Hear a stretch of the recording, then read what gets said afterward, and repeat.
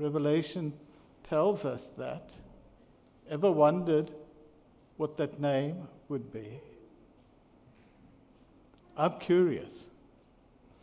If it's anything like the tradition in many lands, the parents name their children after certain characteristics a child has. I'm glad my parents didn't do that with me. But a name is very, very important.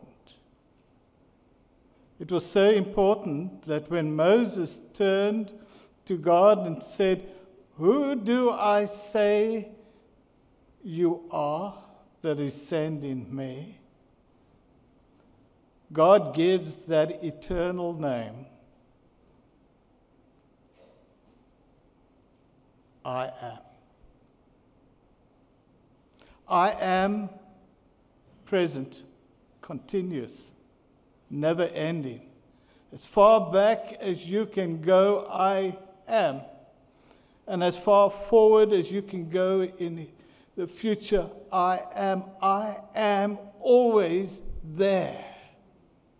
What a name. What a name. God is here. For He is here. Revelation gives us another little connotation, and it tells us that Jesus said, "He who was, who is, who will be." How important is a name? What name would Jesus give you this morning? I'm going to call my son and grandson. I'm taking them by surprise. I just want to introduce them, but I want to use them. So just stand right over here. You can see the tall one. I'm not too sure where he came from, but he's my son. And my grandson is in strong competition with his father. And we're proud to have them. We brought them here because I'm not allowed to drive. And I'm so miserable. But I'm happy because I'm not allowed to pick up any boxes. So it's got its blessings. I want them to hold up something to you, and then I'm going to ask you a few questions.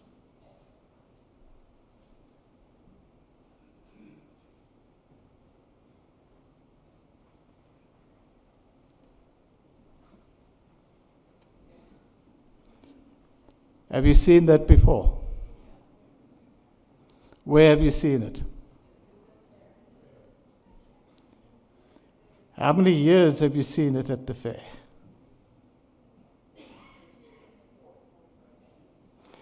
It's been longer than 4 years because it's been here ever since I can remember. What does it say? Triadelphia Seventh-day Adventist Church. Now, for your old-timers that have been here with this church since the year dot, where did you get Triadelphia from?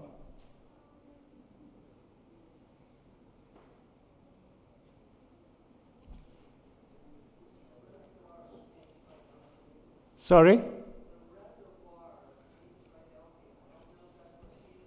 Thank you. I know there's a street close to the reservoir that is called Triadelphia, and the street is called Triadelphia.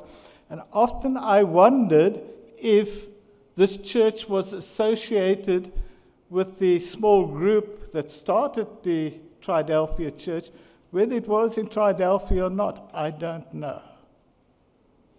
But what I do know is Triadelphia's got nothing to do with the location that we're at. We should call ourselves Clarksville Seventh-day Adventist Church. How important is a name? And why did you choose Triadelphia? To the people passing by, when they see the sign Triadelphia, what does it give to them?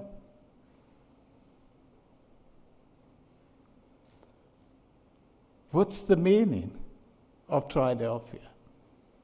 Yes, there is a reservoir. When they built the Brighton Dam, the water that backed up made a reservoir, and the reservoir is called Triadelphia Reservoir. Incidentally, you might not be aware, but for the next 2 years, you won't be able to go boating on Triadelphia Reservoir. You won't be able to, sorry Jesse, go do any fishing. Nature walks will be cut because they're doing major renovations. It's $13 million reservation where they're going to work on the Brighton Dam and the reservoir. So I've done a little bit of work, background to figure it out. I'm making them suffer a little longer. So why did we choose Triadelphia? And I want you to seriously think about it, because honestly, I don't know. I wish we could somehow give some quality to the word Triadelphia and say, Triadelphia church that gives living water. It might make sense, don't you think? You see, a name must have some form of value to make sense. But I want you to know that even though Triadelphia makes no sense, Triadelphia still makes a big impact. Because every year when we put that picture up in our stall at the fair, people will look for where we are and appreciate it. It does have an impact. Thank you.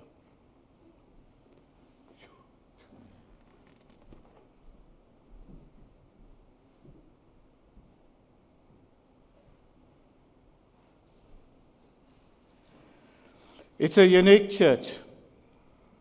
It's different from other churches. Its style is a lot different. It's on a hill. It's a beautiful church. It's an interesting church. But what makes Triadelphia special is its people. Triadelphia has special people. Most of you are sitting here in Triadelphia because you chose to be at Triadelphia. You tried other churches, but you came back to Triadelphia. There's something unique and something special. There's a quality that you have, and I pray that you will keep that quality always as being a friendly, caring, accepting church. Triadelphia is special. Jesus asked his disciples, and he said, what do you say, have you heard people saying about me? Who am I? Oh, they say you're a preacher. You're a rabbi. And Peter turns around and he says, you, Lord, are the Christ, the Son of the living God. That's all Jesus wants to be called. Are you aware of that? Because he who was, who is, who will be, is the one who died for us, the one who saves us, and there is no other name under heaven and earth whereby man can be. He is the Son of God. He is the Christ. Praise God. I notice that sometimes when we talk about our church, we say, we Adventists. And then when I go to different places, like Kendall, and I want to buy something on the account there for the church, they'll say, adventurous? And I would say, no, Adventists. Sometimes we are a little shy to tell people what our Lord's name for this church is. It's easy to say, I'm an Adventist. Nobody really understands that, do they? We shy away from the first part, and the first part is seventh day. Folks, be proud of the name of your church. It is the Seventh-day Adventist. It's people who worship on God's day, knowing He is coming, and He's coming again, and He's coming soon. There is no better broadcasting, no better advertising than Seventh-day Adventists. Because Jesus saved, Jesus died, Jesus rose, and Jesus is coming back again. Seventh-day Adventists. Now, certain things happened at the fair that just gives you an idea of how important the fair is to our church. Often, when I first came here, I would say, what do we get out of the fair?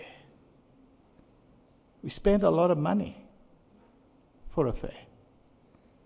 We don't see the church filling up from the fair. Yes, we've seen about 2 or maybe 3 people from the fair over the years actually come to church, and praise God for that.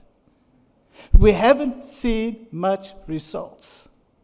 So why continue? I want to share with you why I believe you should continue. I want to share with you things that are happening every year at the fair that makes the fair one of the biggest and most important events for our church. It's making Triadelphia Seventh-day Adventist Church known in our community. And so I'm just going to spring on some people to share just a few things with us that has taken place at the fair. And Austin, I've been looking all over for you. I still hope you're here. Linda Friday wasn't here, and I said, whoa, I'm in trouble. You're not here. Linda, come forward. I want you to share something that happened to you that you shared with us at the fair. And then Tony, come up forward. Take a seat, because I'm going to jump on you next. I don't know who wants to start first, Linda or Austin. I'll leave it up to you. We should have DJ come up. We should, actually. Yes. Go ahead. Sure you want to do DJ first? Do you want to start? No, you Okay. start. Okay, so first of all, happy Sabbath, church family. We had the privilege of being at the fair for 2 days at the same time together, yes. And one of the experiences we had, really, at least for me, caused me to realize how important and how much of a difference we are making in the lives of people through what we're doing with the fair. And this first experience was on a Sunday evening, and there was this lady who came to the booth. She was looking around. She was looking at the books we had, and kind of looking at the sign as well. And so, because she seemed interested in something, I decided, okay, well, let me walk over to her and start talking. And so I start talking to her, and she says, thank you so much for what you do here, for the books you have here, because I came last year. This is what she was saying. I came last year, and I got a book. Actually, I think multiple books. But she took it home, and her son, who was going through a whole bunch of trouble, previously with alcohol and potentially with drugs. She took specifically the Steps to Christ, and she and her husband read it to the son. And the son has been in the process now of coming back to church and getting back interested in the things of God and trying to stay clean. And this was a help in that. And so she was just so thankful. And then after that, she started talking with Miss Linda a little bit. Well, we started talking some more, and he went on to other people, but was, still hovering and praying. And her gratitude, she wanted to give us some money to pay for all this literature and stuff. She said, I know this costs money. She said, I have lives to pay just like you guys. And apparently her husband is a pastor of another denomination, I think maybe non-denominational. She didn't expose that, but she said, I know this costs money, and I'm just so appreciative. And she mentioned the Steps to Christ book again, I think. And then she said, I want to give you an offering. I want to give you something. And so she started fumbling through her bag, and I said, no, you don't have to do that. I said, we're happy to do that. The church is sponsoring all of this literature just because, they love you. And she says, no, I want to give you something. And so she pulled out of her hand 3 quarters and put them in my hand. And I just... I wanted to, when I went around and I said, well, thank you so much. And went around behind the wheel of health to put it there for safekeeping. And as I laid it down, I wanted to weep. I felt like I was touching the widow's mites, or that I was holding Mary's alabaster box in my hand. And it was just... so overwhelming to me at that point that she had given me this gift. So I accepted it on your behalf, and I wanted to put it in this tithe envelope on your behalf or on her behalf to thank you. And then the following week, or the end of the week on Friday, she came back. Just as I came in, I was putting my bag down. I saw a lady over there looking at the books, and I recognized her. It was her again. They actually have a booth on the other side because they have a business, because he's a pastor and they're self-supporting. He had some business that they had a booth with, and he was manning the booth, I guess, while she was over getting more literature. And she saw me, and I said, Deborah? And she looked up, and with this recognition, and then kind of like, oh, I'm embarrassed because I'm gleaning more literature. But she said, yes. And I said, oh, I'm so glad to see you again. And I prayed with her again. She allowed me to do that in that noisy booth. And I was just thankful for the opportunity to pray with these people, because, when you can approach the throne of heaven with another person, it's just, I don't know, it just does something for your soul. And so she reached in and she gave me $1 this time. So I'm giving $1. This is from Deborah. And I just want to say that it's such a blessing. When you go to the fair, and it's such a hassle to drive so far and to get through the gate with your little ticket and all of that stuff. And every time they come up and announce about the fair, you're just kind of thinking, okay, here we go. And you kind of have to take your brave pill and stuff to get out there and meet these people, because I'm not really one to, hi, happy to see you. But yeah, it is a blessing. When you're reading your devotions and you're thinking, I should be telling, I want to tell, and your heart burns within you because you want to share, but there's nobody to share it with. And then when you come to the fair and there's a time to share, it's kind of like you want to hold back. But I've learned that it doesn't pay to hold back. That, you just have to respond, and you have to take advantage of the opportunities as they come. But you're going to bring up DJ, right? No, I'd like you to bring up about the gentleman. Oh, okay, yes. Okay. You can ask Gaspar to Sure. come and give you a bit. Mrs. Ross, can you come? So, do you want to start it then? You want me to start? Okay. Okay, so another experience we had on that same Sunday was that after some time, there was this man who was walking kind of past the booth, and he was looking up at the sign, and he was kind of hesitating a little bit. And so I thought, well, let me start talking with him, since he seems like he's interested in something. And so I approach him, and I say, oh, well, how are you doing, sir? I don't know if you have watched the movie Hacksaw Ridge, and because we had a set of books of Desmond Doss's biography. And so I told him a little bit about that, and I kind of took him over there, and I was like, well, you might enjoy this book, so I give it to him.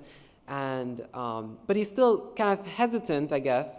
I mean, he accepted it, but hesitant in terms of, like, it wasn't like he said, okay, well, thank you, and he left. He was still lingering. And so he was still kind of looking up at the sign, and then he said,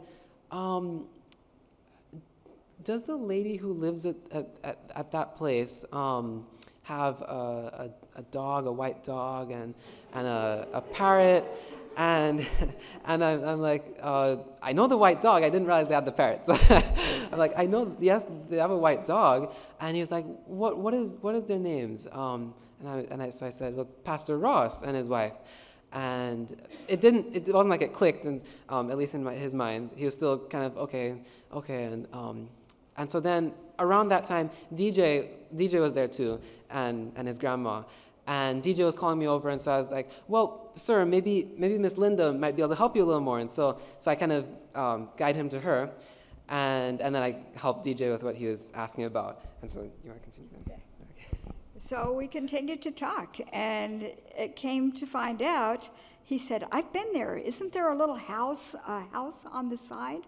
And I said, yeah, there is. That's the parsonage. That's where our pastor and his wife live. And so he said, he says, yeah, I've been there. He said, the people in that house, they gave me some gas money. We were living over in Cumberland. My wife was sick, and we were going to Johns Hopkins for treatment, and we needed some money, so we stopped there, and they gave my wife it was so cold, the heater wasn't working in our car, and so they gave my wife a nice wool coat, and he said, yeah, I remember those people. I remember that building. And so I said, oh, great. And so then when they came, I said, actually, they're supposed to be here now because it was 7:10, I think, and they were due to be there at 7, but they had some problems at the gate. So we did pray with him, and I said, so how is your wife now? And he said, oh, she died just before Father's Day. And I said, oh, I'm so sorry. Well, can we pray with you? And so we did pray for him and for for their children. And then when Ismay and Pastor Ross came, we said, oh, you just missed these people. They said this guy said he remembered you. And then she said, you need to hear the rest of the story. In about January of this year, there was a knock at the door, and I opened the door, and there was this lady. And I'm going to make the statement, be careful how you judge. Just flat out be careful. I opened the door, and the smoke, the cigarette smoke, kind of gently pushed me backwards. You know, it was like overwhelming. But here was this lady with the big brown eyes, sort of bubbly, and she said that they were actually coming from Johns Hopkins. She'd had treatment, but they don't have gas money, and it was very cold. They actually slept in the car, and it was really cold. So I said, well, come inside, come inside. And she saw Bodie, and she saw Congo, our African grey parrot, and she was so taken up, and she was chatting. So we gave her stuff to help them on, and I had prayer with her, and off they went. And I thought, okay, you know, you never know, was it really a real need, or were they just pulling a fast on you? And that's what we think. In the end of May of this year, there was another knock at the door, and it was Regina. Her name's Regina. And I looked at her, I said, Regina, how are you? Well, Regina was really, really skinny at this time, and she was telling me, I'm actually going to Johns Hopkins into the hospice care. I'm going to die. She had blood coming out of her ears. The cancer had filled her body. She was skin and bone. But they didn't have money to go to the hospital. And it kind of just hit me. I'm going to the hospital to die.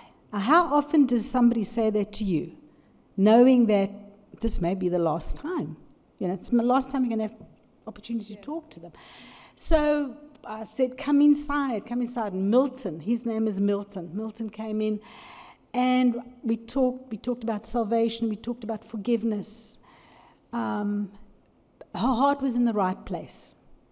And I said, now what about your family? She said, my son and daughter, the oldest son and daughter, they're with their father. They're very wealthy, but they don't know I'm going to a hospital. I said, what about her mom? She had a mentally retarded son that her mom was looking after. She said, well, I've already said goodbye to my mom. So here you have Regina and Milton, her husband, that are going to hospital so that Regina can die alone. And you know, I wrapped arms, we prayed, we spent time together, and then they drove off. And I didn't know what happened. She gave me a cell phone number, I tried to call her, and she didn't answer. And only at the fair did I find out the rest of the story. Only when Jesus comes are you and I going to find out the rest of the story. But it'll be under different circumstances. It'll be circumstances of praising to know that you had that tiny little bit of influence in their lives and in their direction. Don't let anybody pass by without reaching them for Jesus. Thank you. So, can I say a word about DJ? I was so pleased to watch DJ. Actually, when I knew that that DJ was on the list, we were going to be serving with DJ, I thought, 4 hours, that's a long time for a kid. What are we going to do to entertain him? And so, stupid me. So I brought along a bubble machine and some bubbles, thinking we're going to entertain DJ. Forget it. I was so wrong. DJ sat there in his chair, and do you want a fan? Nobody could say no to DJ passing out fans. And this little girl was pushed in a stroller, and she kept looking at DJ, and she said, as they were leaving, what's he sitting on?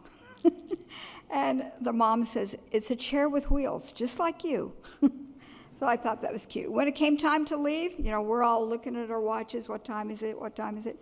DJ didn't want to go home. He wanted to stay because he had to pass his record for last year. And he passed out, how many was it? 265 fans by himself. His grandmother kept track of the rubber bands and counted how many fans he gave out. So everybody can work at the fair.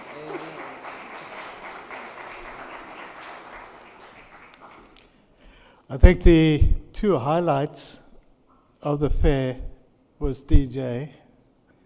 Who can resist his smile? And second highlight was James, that little tank that you gave, that you put out on display, drew a lot of attention to the book on Desmond Didas, and we appreciate you loaning us for the fair that. I'm going to ask Tony to share some things. Tony is one of the outgoing people and finds it easy to speak to people, and people find it easy to share with him. So Tony, come share just maybe one or two short ones. One or two short ones.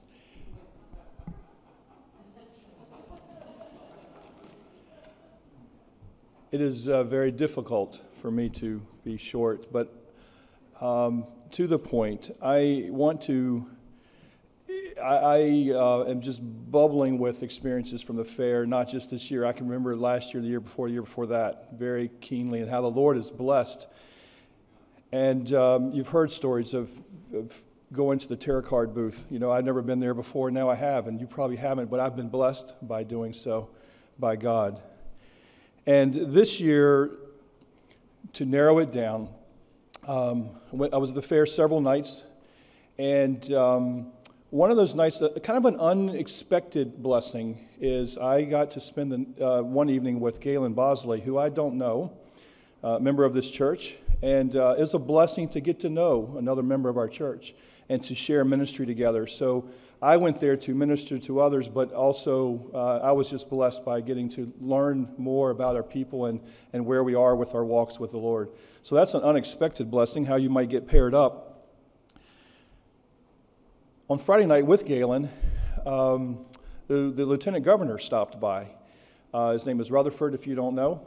And he stopped by, and with a little entourage, there's I don't know what they all are, a photographer, I recognized him. There was some assistant and someone else handing out different things. And so this little group kind of came to our booth and took an interest, or I engaged him in conversation around this book about Desmond Doss, Hacksaw Ridge. And so we had a very engaging conversation about Desmond Doss and what he did. So here I'm talking to the lieutenant governor about this, and this is, a person of influence, you might say, yes.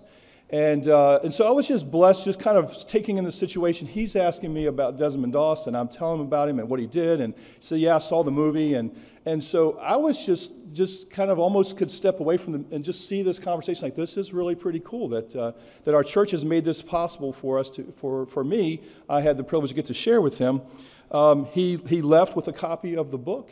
And we just had a very meaningful conversation. It didn't feel like a political conversation. It felt like, tell me about this man. I saw the movie, and he's a part of your church, and that was just really cool to me. And so he went on. His photographer took a photo with Galen and I with Lieutenant Governor. It's on Flickr if you want to go find it. So we went through those things as well, but this conversation about one of Jesus' disciples, Desmond Doss, was a very meaningful conversation I had with him. Very soon after that, I was approached by another man, Stephen Bolin, and his wife. I did not know who he was. He's the local congressman for our district. We're in 9A. I didn't know any of these things. He didn't seem to mind that, but he said, hey, I came back, I was here last night, and I met a young lady who gave me a copy of this book. It was the Hacksaw Ridge book, and she insisted that it was free. And it just bothered me. I didn't want it to be free. Like, I feel like I should give something. So I've come back here, and he handed me some money. And I found out, we're trying to figure out, so who'd you talk to? It turns out it was Hannah Venn had given him this book. And you don't need to give us anything. And he's like, that just didn't sit well with me. So I'm back here to give you this money. And I said, is it okay if I contribute it back to you towards your campaign? And he seemed a little surprised, like, he hesitated, which was good. He hesitated, he's like, no, this is for you because I appreciate what your church is doing for our community. Your interest in health and my health, the health of the people that I represent, is very important to me. He spoke of mental health. He talked about the health of different ages and young and old, and the challenges they have and how important that is to him. And he said, I also want to tell you that, there's some things that I heard from some of the things that were given to me that I was looking at, and he said, I took a real strong interest, be okay with this, I took a real strong interest in what I read about caffeine and its effects on people. That's very interesting to me. Like, I would like to learn more about that. And I said, well, did you hear about Dinner with the Doctor? He's like, I did. They gave me a brochure. I said, well, here's another one. He said, okay, I want another one. So I'm interested that you care about the health of the people in our community. He said, in parting, and his wife was there too, she was engaged in the conversation as well, that he said, I'd like to come talk to your church and just tell them how much I appreciate what they do for our community and their interest in my health. And that's just a big deal to him. And so it was just like, again, we're talking to all the politicians on Friday night, and I was blessed by hearing their interest in the message of health and the witness of Desmond Doss in our community. I very much appreciate the members of this church who make that possible. All I did is step in. It was easy to step in. I don't have time. People say they don't have time. I don't have time either. But I want to tell you that every moment invested in the Lord's work is a blessing to you, even though you're going out to help others. So don't share with me you don't have time. I don't have time either. And the question I've heard the pastor pose it here, or maybe it's mentioned whether or not there is fruit from the fair. Is it worth the investment? My immediate response to that is, my experience is yes. And even if you don't see it, I would say that the Lord has called us to be faithful.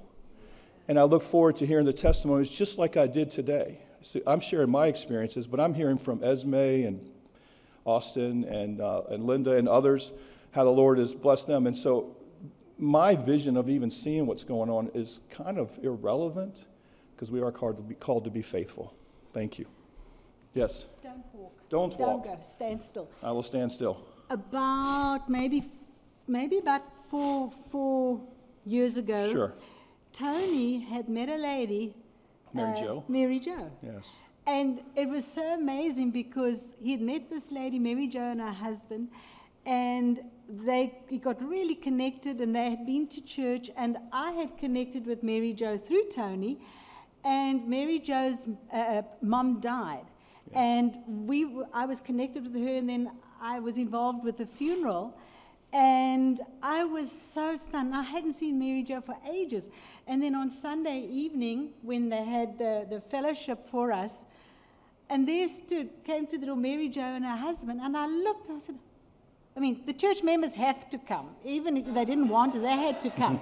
But Mary Jo didn't have to come. No. And I walked up and I said, Mary Jo, what are you doing? And she says, I heard you were leaving and I couldn't go without coming to say goodbye to you.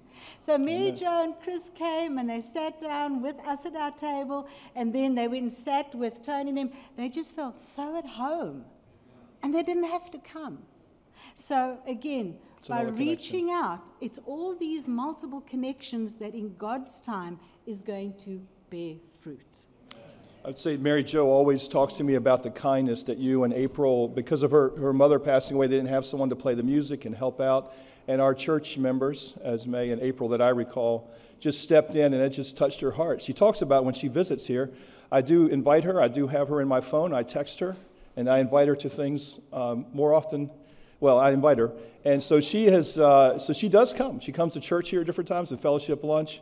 I've attended Mass once in my life, and that was at her church just not too long ago. So thank you. Pray for me. That's fine. No, not at all. I was very much blessed by spending time with her and her family there, and it was a blessing to me as well in unexpected ways. But it goes to, we could go on and on about testimonies from the fair. That is one. I did see her Friday night. I wasn't going to mention that, but thank you. We're good? Thank you. We could go on all afternoon. I think there's such a lot of testimonies. A name is important. Triadelphia Seventh-day Adventist Church is important. I pray that when our signs are working, that we don't waste too much time on putting pastors' names and things on. Give them a message. Say, Triadelphia, the Living Water Church, or Triadelphia, the House of Prayer, so that the community can understand and see what Triadelphia is all about. There was a lot of noise outside, and I went out and looked, and there were cyclists. It was raining. There was about 6 of them, and they were going up and down this driveway and really just laughing and enjoying themselves. And so I stood out and I said, you guys are real suckers for punishment, coming up and down the steep hill. Why? He says, no, I was just riding up because my wife was struggling to come up. And he says, we were married here. And we were passing, and I said, we have to come here. And so I invited them in, and they walked, and they took photographs, and they just relived their marriage. I think they were married for about 8 years. Triadelphia says a message. Car parks outside, and young man sitting in, lovely car, and he's just sitting. After a while, I go to him and I say, can I help? He says, I'm looking for prayer. So I said, you've come to the right place. Let's pray. A month or two later, same car pulls up. I know him. I go to him and I'm saying, you want prayer? And he says, oh yes. I said, let me ask my wife to come and join. And as Esme joins, he says, I'm mentally retarded. And I'm struggling to find something to do. His parents are wealthy, he's got a lovely car, he's got no need. He says, just pray for me that I can find some type of work that I can do.